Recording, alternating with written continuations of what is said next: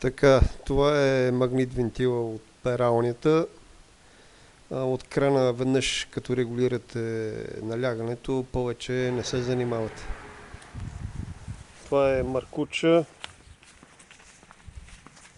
който води към градинката. Вътре се виждат лентовите маркучи за самото капково напояване. И не забравяйте, че накрая винаги има виц. На всеки маркуч има кран.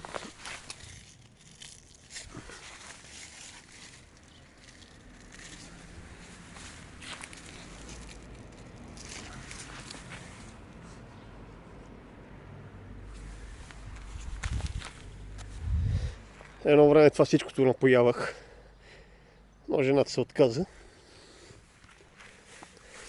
И трябвало да гледат домати. Така, това е самото реле. А това е приложението, което ползвам. Както виждате, имам доста смарт неща. Така, катуна, Wi-Fi капо. Така се включва. В момента е включено. Отваряме го, за да видите подробности. Включено е. Отиваме на таймер. Както виждате, съм го приготвил 1,5 примерно посред нощ да се изключва, а в 23:30 да се включва. Като маркирам тези два бутона и програмата се включва. Но обикновено ползвам друго, защото и без това стоя до късно.